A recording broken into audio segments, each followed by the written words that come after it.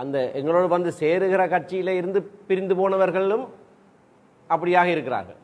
அவர்களுக்கு சில வேளை அது சம்பந்தமான ஆட்சேபனைகள் இருக்கக்கூடும்.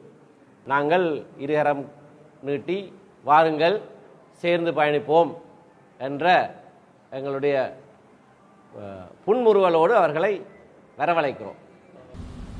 நண்பர் சுமந்திரன் ஒரு திட்டவட்டமான போர் அறிவிப்பினை வெளியிட்டிருந்தார். அதாவது தனது கட்சி இந்த விடயத்தில் முடிவெடுப்பதற்கு முன்னரே அவர் பொது வேட்பாளரை தோற்கடித்தே தீருவோம் என்கிற சபதத்தை அங்கு வெளியிட்டதோடு அதற்கான போர் பிரகடனத்தையும் செய்திருந்தது மக்கள் அனைவருக்கும் ஞாபகத்தில் இருக்கும் என்று நாங்கள் நம்புகிறோம். இணைவது எதற்காக, எந்த அடிப்படையில் என்ற கேள்வி எழுகிறது. தமிழ் தேசியத்தை சிங்கள பேரினவாதத்தோடு சமரசம் செய்து வைப்பதற்காகவா இந்த அழைப்பு, அல்லது இருக்கின்ற பதவிகள் கதிரைகள் பறிபோய்விடாமல் பாதுகாப்பதற்கா இந்த அழைப்பு? தமிழரசு கட்சியில் ஆதிக்கம் செலுத்தி கொண்டிருக்கிற நண்பர் சுமந்திரன் தலைமையிலான குழுவினருடன் ஒரு பொழுதும் அந்த ஒற்றுமையை ஏற்படுத்த முடியாது, ஏற்படுத்தக்கூடாது. வணக்கம் அன்பான தாயக உறவுகளே, பாராளுமன்றம் கலைக்கப்பட்ட நிலையில் வருகின்ற நவம்பர் மாதம் 14ஆம் தேதி பாராளுமன்ற தேர்தல் நடைபெறுவதற்கான தீகதி அறிவிக்கப்பட்டிருக்கிறது. அதற்கு முன்னர் வருகின்ற 10ஆம் மாதம் அக்டோபர் மாதம் 4ஆம் தேதி தொடக்கம் 11ஆம் தேதி வரையான காலம் வேட்புமனு தாக்கல் செய்கின்ற காலமாகவும் அறிவிக்கப்பட்டிருக்கிறது. இந்த நிலையில் வடக்கு கிழக்கு அது சார்ந்த தமிழ் பிரதேசங்களில் பாராளுமன்ற தேர்தலிலே போட்டியிடுவதற்காக தமிழ் கட்சிகள் இருபெரும் அணிகளாக பிரிந்து களமிறங்குவதற்கான சாத்தியக்கூறுகள் தென்படுகின்றன.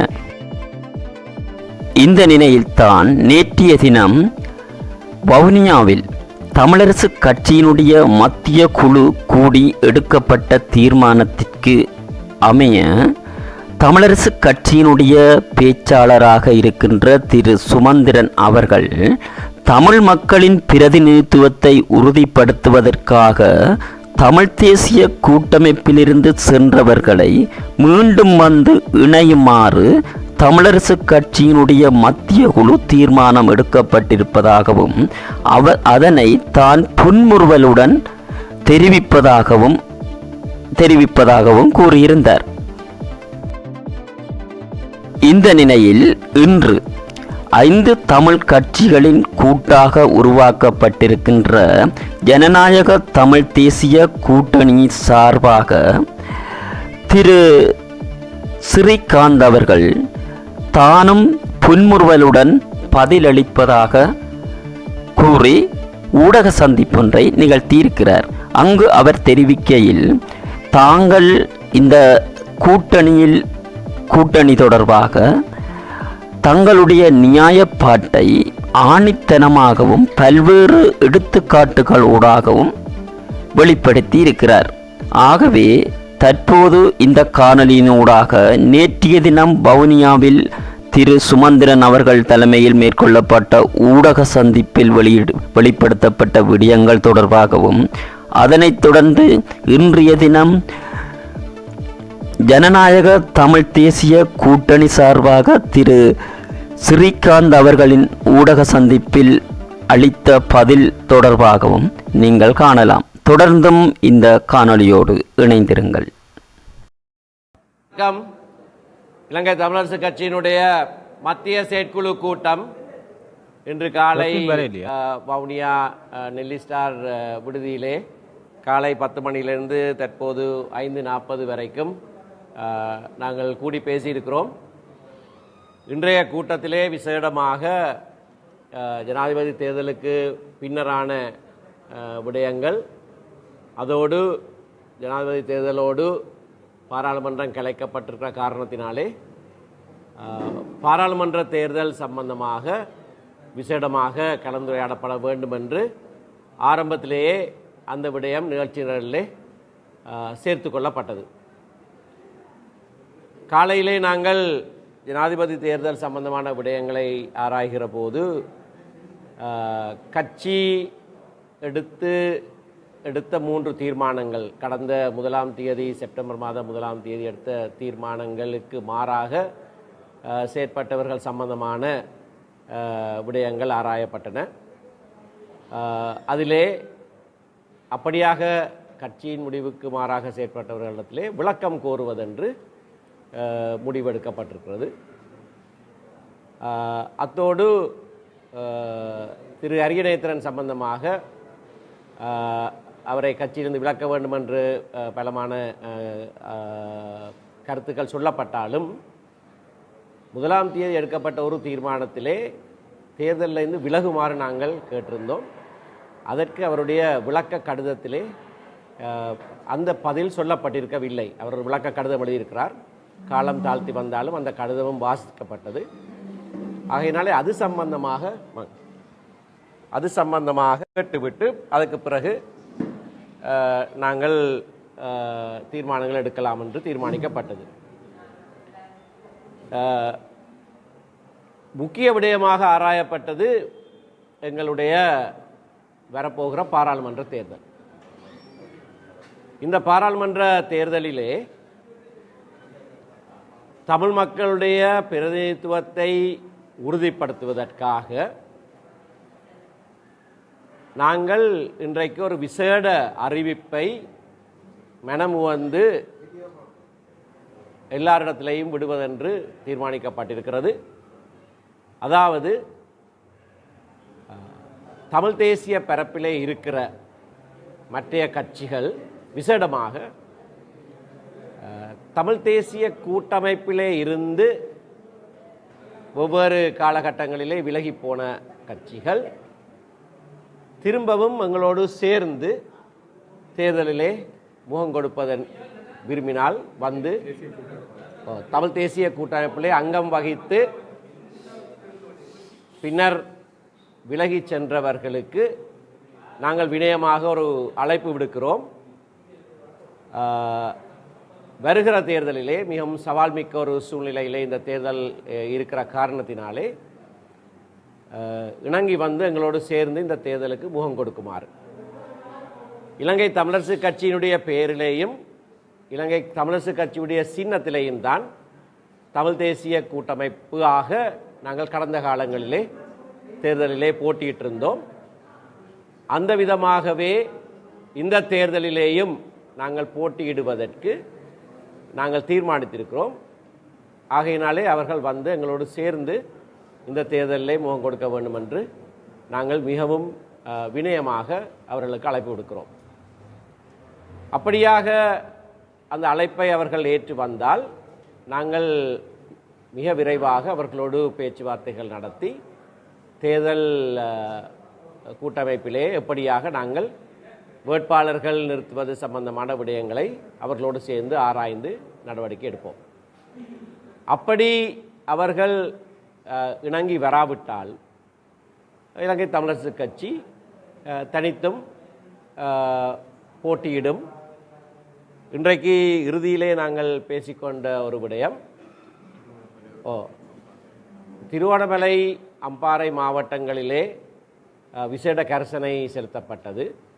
அங்கே ஒவ்வொரு மாவட்டத்திலேயும் ஒரு உறுப்பினர் தமிழ் உறுப்பினர் மட்டும் தெரிவு செய்யப்படக்கூடிய சூழ்நிலை இருக்கிற காரணத்தினாலே அந்த விடயங்களை அந்த மாவட்ட கிளைகளோடு நாங்கள் பேசி ஒரு முடிவுக்கு நாங்கள் வரலாம் என்று தீர்மானித்திருக்கிறோம்.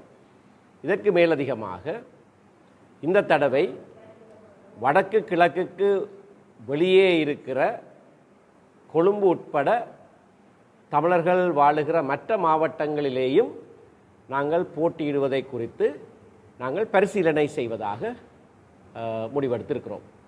இவைதான் இன்றைய கூட்டத்திலே எடுக்கப்பட்ட முடிவுகள்.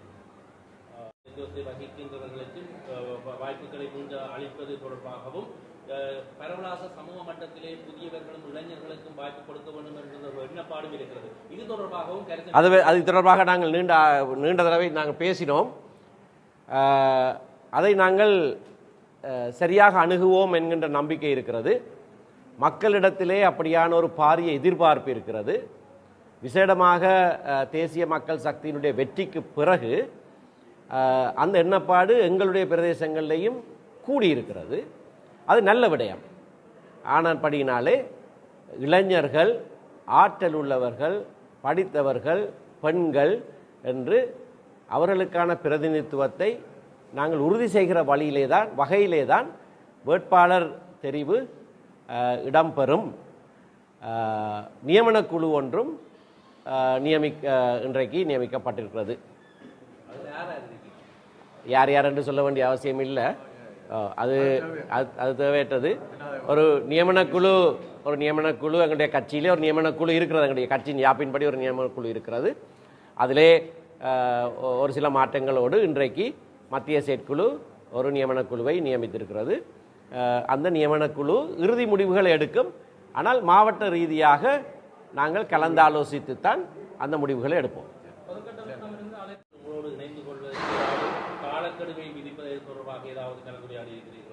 இல்லை, காலக்கெடு ஒன்றும் நாங்கள் விதிக்கவில்லை. ஆனால் மிக விரைவாக என்னென்னு சொன்னால் 4ஆம் தேதி தேர்தல் வேட்புமனு தாக்கல் ஆரம்பமாகிறது. 11ஆம் தேதி நிறைவு பெறுகிறது. ஆகையினாலே அடுத்த 2-3 நாட்களுக்குள்ளே அவர்களுடைய பதிலை நாங்கள் எதிர்பார்க்கிறோம். இதே நேரம் ஏனைய கட்சிகளையும் நீங்கள் அழைத்து ஒன்றாக போட்டியிடுவதற்கான வாய்ப்பு இருக்கிறதா, அல்லது உங்களிலிருந்து, அதாவது தமிழ் தேசிய கூட்டமைப்பிலிருந்து பிரிந்து சென்றவர்களை மாத்திரம்தான் வாங்குவதற்கு? நாங்கள் இதை பற்றி விரிவாக ஆராய்ந்திருக்கிறோம். சில தலைவரோடு பலர் பேசியிருக்கிறார்கள். கூட்டத்திலே எடுக்கப்பட்ட முடிவு தமிழ் தேசிய கூட்டமைப்பில் இருந்து பிரிந்து சென்ற கட்சிகள், அதில் எங்களுக்கு எந்த விதமான பிரச்சனையும் இல்லை. அவர்கள் எவராவது வந்தால் நாங்கள் சேர்ந்து போட்டியிட தயார். அதுக்கு வெளியே வேறு ஏதாவது கட்சிகள் முன் வந்தால் அதை நாங்கள் பரிசீலிக்க வேண்டும். அது நேரடியாகவே நாங்கள் இப்பொழுது சொல்ல முடியாமல் இருக்கிறது. ஏனென்றால் அந்த எங்களோடு வந்து சேருகிற கட்சியில் இருந்து பிரிந்து போனவர்களும் அப்படியாக இருக்கிறார்கள். அவர்களுக்கு சில வேளை அது சம்பந்தமான ஆட்சேபனைகள் இருக்கக்கூடும். பல கட்சிகளாக இன்றைக்கு சிதறுண்டு போயிருக்கிற காரணத்தினால அது பற்றி நாங்கள் தெளிவான முடிவெடுக்கவில்லை. அது தலைவரோடு சிலர் பேசியிருக்கிறார்கள், வேறு மாவட்டங்களிலே வெவ்வேறு ஆக்களோடு பேசியிருக்கிறார்கள். அது சம்பந்தமாக வேறையாக முடிவெடுப்போம். ஆனால் தீர்மானமாக நாங்கள் அழைப்பு விடுப்பது தமிழ் தேசிய கூட்டமைப்பிலே அங்கத்துவ கட்சிகளாக இருந்து விலகி சென்றவர்களுக்கு நாங்கள் இருகரம் நீட்டி வாருங்கள் சேர்ந்து பயணிப்போம் என்ற எங்களுடைய புன்முறுவலோடு அவர்களை வரவழைக்கிறோம். கட்டமைப்பிலேருந்து ஒரு அழைப்பு எதுவும் வந்ததா இல்லை தானே? அழைப்புன்னு வர இல்லை. இல்லை, நாங்கள் பிரதானமான தமிழ் கட்சி. இதுவரைக்கும் தமிழ் தேசிய கூட்டமைப்பாக நாங்கள் வேறு பல கட்சிகளோடு இணைந்து செயற்பட்ட போது தேர்தலுக்கு முகம் கொடுத்தது இலங்கை தமிழரசு கட்சியுடைய பெயரிலேயும் இலங்கை தமிழரசு கட்சியுடைய சின்னத்திலேயும். அதே முறைமையிலே நாங்கள் முன் செல்வதற்கு, இந்த தேர்தலையும் சந்திப்பதற்கு பிரதான கட்சி என்ற வகையிலே நாங்கள் அவர்கள் அனைவருக்கும் அழைப்பு விடுக்கிறோம். நன்றி. எதிர்வரும் பாராளுமன்ற பொது தேர்தலில் தமிழ் மக்களின் பிரதிநிதித்துவத்தை உறுதிப்படுத்துவதற்கு எதுவாக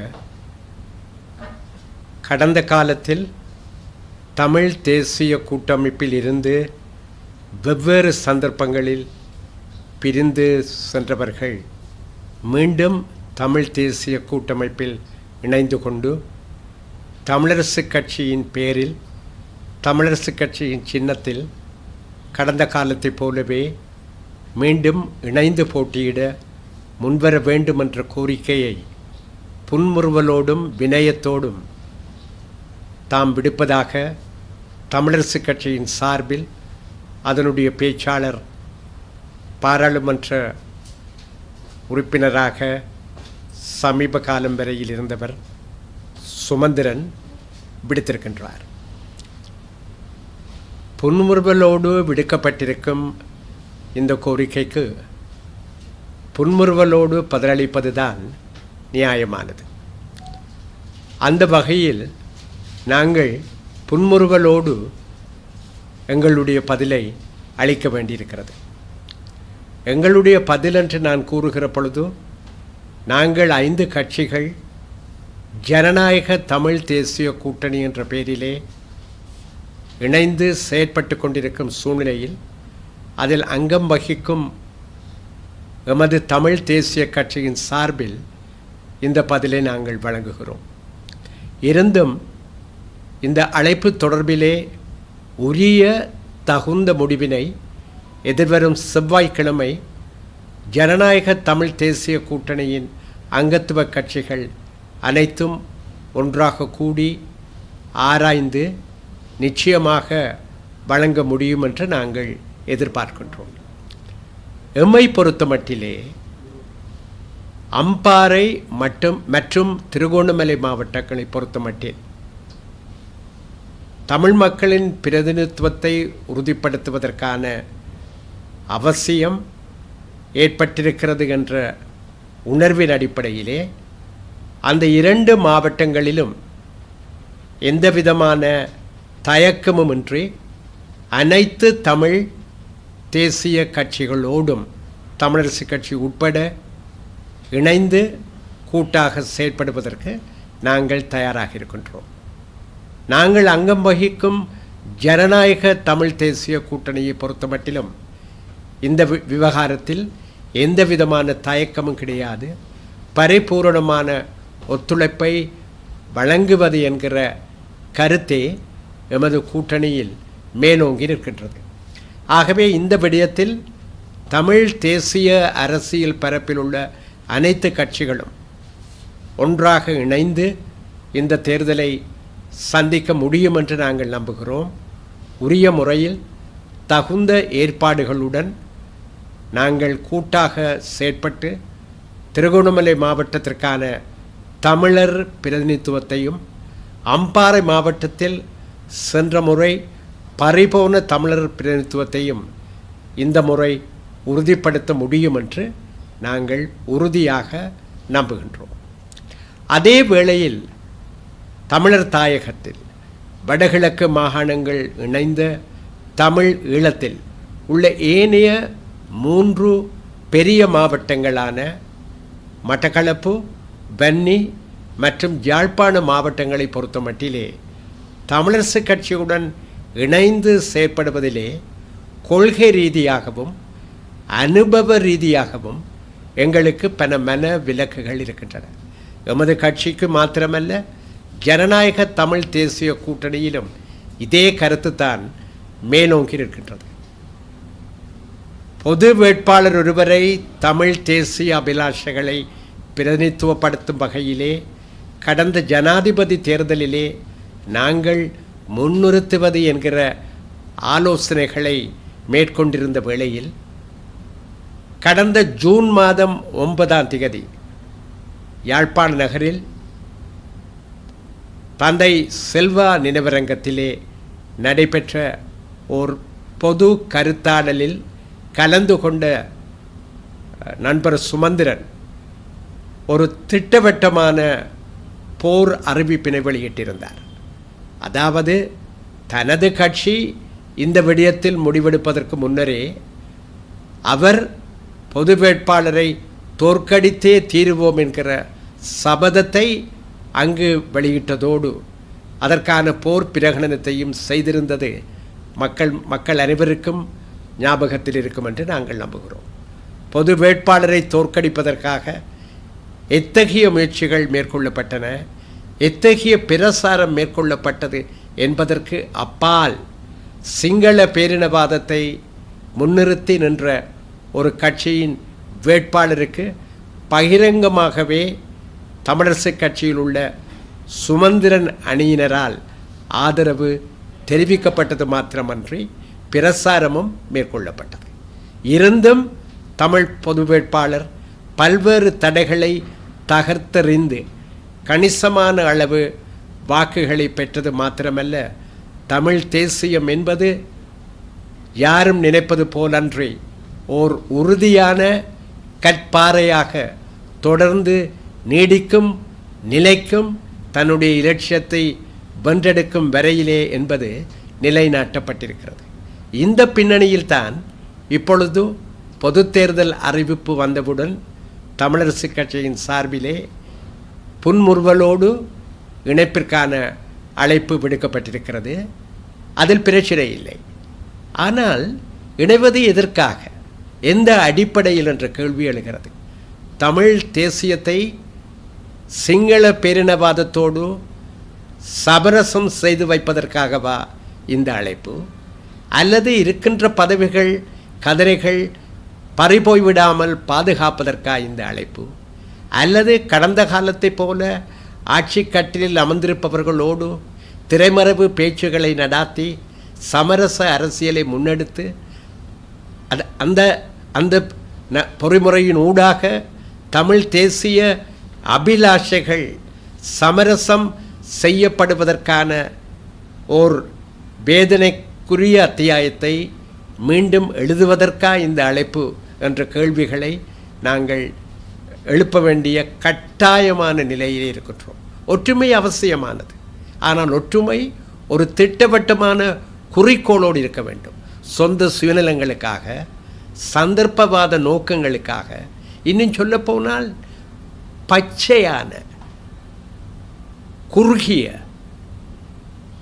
அரசியலுக்காக ஒற்றுமை என்கிற உயர்வான லட்சியத்தை எவரும் உச்சரிக்கக்கூடாது. கடந்த காலத்திலும் இப்படியான விடயங்களை தமிழினம் சந்தித்திருக்கிறது. அந்த அனுபவம் தமிழ் மக்களுக்கு நிறையவே இருக்கின்றது. பல 10 வருடங்களாக இத்தகைய முயற்சிகளை 1956 இருந்தே தமிழினம் சந்தித்திருக்கிறது. அந்த ஒற்றுமை எல்லாம் காலப்போக்கிலே எந்த கதியை அடைந்தது என்பதும் வரலாற்றிலே பொறிக்கப்பட்டிருக்கிறது. ஆனால் இப்பொழுது நாங்கள் பேசுகிற இந்த ஒற்றுமை வலுவானதாக, கொள்கை ரீதியானதாக, குறிக்கோளுடன் கூடியதாக இருக்க வேண்டுமானால் நாங்கள் தமிழரசு கட்சியில் ஆதிக்கம் செலுத்தி கொண்டிருக்கிற நண்பர் சுமந்திரன் தலைமையிலான குழுவினருடன் ஒரு பொழுதும் அந்த ஒற்றுமையை ஏற்படுத்த முடியாது, ஏற்படுத்தக்கூடாது என்பதுதான் எமது தமிழ் தேசிய கட்சியின் உறுதியான நிலைப்பாடு. இது எந்த ஒரு தனிப்பட்ட காரணத்தையும் அடிப்படையாக கொண்டது அல்ல. நண்பர் சுமந்திரனுடைய புன்முறுவலை மீண்டும் ஒரு முறை இருப்பதில் எங்களுக்கு மகிழ்ச்சி தான். ஆனால் அதுவல்ல பிரச்சனை. எங்களுக்கு முன்னால் உள்ள ஒரே ஒரு கேள்வி, தமிழ் மக்களுடைய அரசியல் அபிலாஷைகளை முன்னெடுப்பதற்கு இப்பொழுது ஒரு பிரேரணையாக அல்லது ஒரு யோசனையாக அல்லது ஒரு அழைப்பாக முன்வைக்கப்பட்டிருக்கிற இந்த ஒற்றுமை எவ்வளவு தூரம் உதவ முடியும், எவ்வளவு தூரம் ஆரோக்கியமான அரசியல் நடவடிக்கையாக அமைய முடியும் என்பதுதான். முதலிலே தமிழரசு கட்சிக்குள்ளே ஒற்றுமைப்பட முடியாதவர்கள், சொந்த சுயநலங்களுக்காக இன்றைக்கு தனியொரு அணியினை நடாத்தி கொண்டிருப்பவர்கள் இன்றைக்கு ஒற்றுமைக்கான அழைப்பினை புன்முறுவலோடு விடுப்பது என்பது எங்களை பொறுத்த மட்டிலே ஒட்டுமொத்த தமிழ் மக்களையும் ஏமாற்றுவதாகத்தான் இருக்க முடியும். தமிழரசு கட்சியில் உள்ள இலட்சியவாதிகள், கொள்கைவாதிகள் இன்னமும் தமிழரசு கட்சியின் அடிப்படை நோக்கத்தோடு இணைந்து செல்பவர்களோடு கைகோர்த்து நிற்பதிலே எங்களுக்கு பிரச்சனை இல்லை. ஆனால் அத்தகைய ஒற்றுமையை இன்றைய சூழ்நிலையிலே அடுத்து வரும் சில தினங்களுக்குள்ளே நாங்கள் ஏற்படுத்த முடியுமா என்பது பாரதூரமான ஒரு கேள்வி. ஏனெனில் தமிழரசு கட்சி என்ற அந்த அமைப்பின் வரையறை குறுக்கே நிற்கிறது. இந்த பின்னணியிலே நாங்கள் உறுதியாக சொல்ல விரும்புகிறோம், எதிர்வரும் செவ்வாய்க்கிழமை எமது ஜனநாயக தமிழ் தேசிய கூட்டணி இந்த விடயத்திலே ஒரு முடிவினை எடுப்பதற்கான கூட்டத்தினை நடாத்தும் என்றும் அதில் இந்த கருத்துக்களை தமிழ் தேசிய கட்சி உறுதியாக முன்வைக்கும் என்றும் நாங்கள் கூற கடமைப்பட்டிருக்கிறோம். ஆனால் எமது தமிழ் தேசிய கட்சியை பொறுத்தமட்டிலே தமிழரசு கட்சியில் உள்ள சந்தர்ப்பவாத சுயநல சிங்கள பேரினவாதத்தின் முகவர்களோடு ஒட்டுமிருக்க முடியாது, உறவும் இருக்க முடியாது. நன்றி, வணக்கம்.